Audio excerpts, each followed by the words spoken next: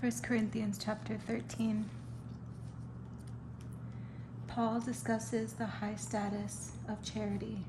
Charity, a pure love, excels and exceeds almost all else. Though I speak with the tongues of men and of angels, and have not charity, I am become as sounding brass or a tinkling cymbal.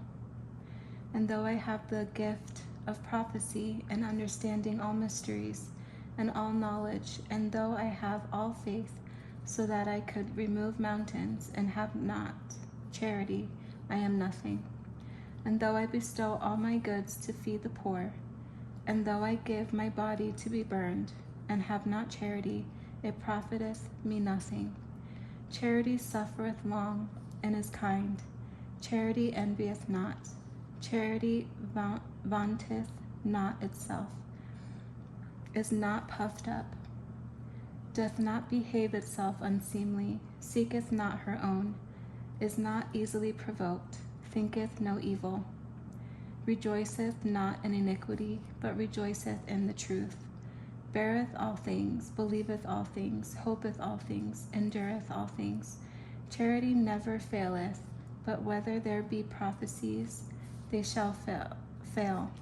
Whether there be tongues, they shall cease.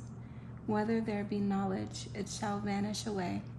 For we know in part, and we prophesy in part. But when that which is perfect is come, then that which is in part shall be done away. When I was a child, I spake as a child, and understood as a child. I thought as a child, but when I became a man, I put away childish things. For now we see through a glass darkly, but then face to face. Now I know in part, but then shall I know, even as also I am known. And now abideth faith, hope, charity, these three, but the greatest of these is charity.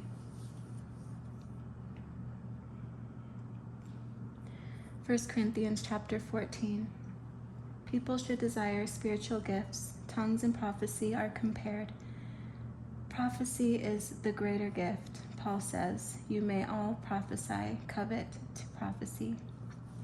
Follow after charity and desire spiritual gifts, but rather that ye may prophesy.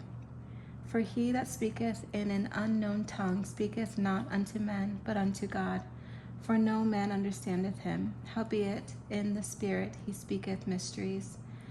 But he that prophesieth speaketh unto men to edification and exhortation and comfort. He that speaketh in an unknown tongue edifieth himself, but he that prophesieth edifieth the church. I would that ye all spake with tongues, but rather that ye prophesied.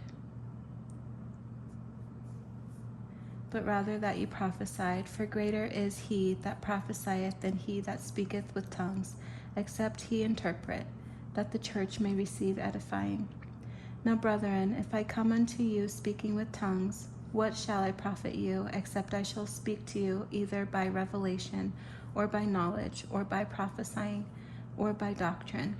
And even things without life-giving sound, whether pipe or harp, except they give a distinction in the sounds, how shall it be known what is piped or harped? For if the trumpet give an uncertain sound, who shall prepare himself to the battle? So likewise, except ye utter by the tongue words easy to be understood, how shall it be known what is spoken? For ye shall speak into the air. There are, it may be, so many kinds of voices in the world, and none of them is without signification. Therefore, if I know not the meaning of the voice, I shall be unto him that speaketh a barbarian, and he that speaketh shall be a barbarian unto me. Even so ye, forasmuch as ye are zealous of spiritual gifts, seek that ye may excel to the edifying of the church. Wherefore let him that speaketh in an unknown tongue pray that he may interpret. For if I pray in an unknown tongue, my spirit prayeth, but my understanding is unfruitful. What is it then? I will pray with the Spirit, and I will pray with the understanding also. I will sing with the Spirit, and I will sing with the understanding also. Else when thou shalt bless with the Spirit, how shall he that occupieth the room of the unlearned say, Amen, at thy giving of thanks, seeing he understandeth not what thou sayest? For thou verily givest thanks well, but the other is not edified. I thank my God, I speak with my tongues more than ye all. I thank my God, I speak with tongues more than ye all. Yet in the church I had rather speak 5 words with my understanding, that by my voice I might teach others also, than 10,000 words in an unknown tongue.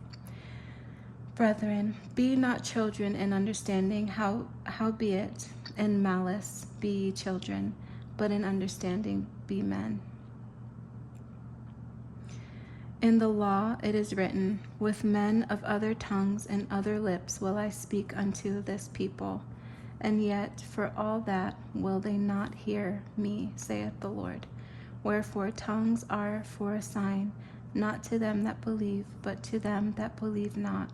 But prophesying serveth not for them that believe not, but for them which believe.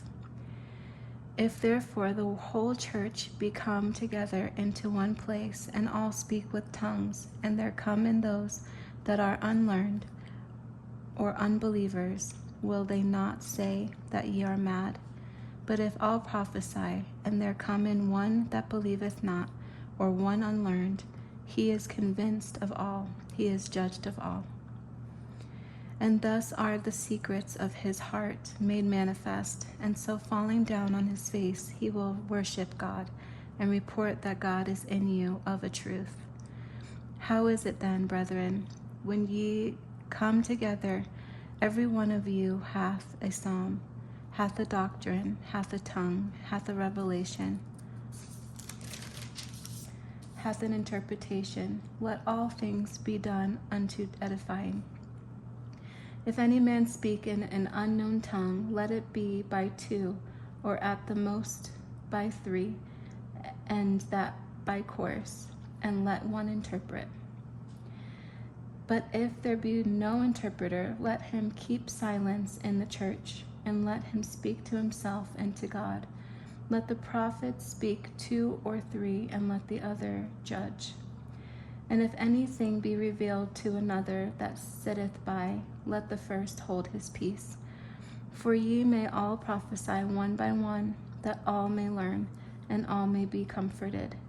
And the spirits of the prophets are subject to the prophets. For God is not the author of confusion, but of peace, as in all churches of the saints. Let your women keep silence in the churches, for it is not permitted unto them to speak, but they are commanded to be under obedience, as also saith the law. And if they will learn anything, let them ask their husbands at home, for it is a shame for women to speak in the church. What, came the word of God out from you, or came it unto you only? If any man think himself to be a prophet or spiritual, let him acknowledge that the things that I write unto you are the commandments of the Lord. But if any man be ignorant, let him be ignorant. Wherefore, brethren, covet to prophesy, and forbid not to speak with tongues. Let all things be done decently and in order.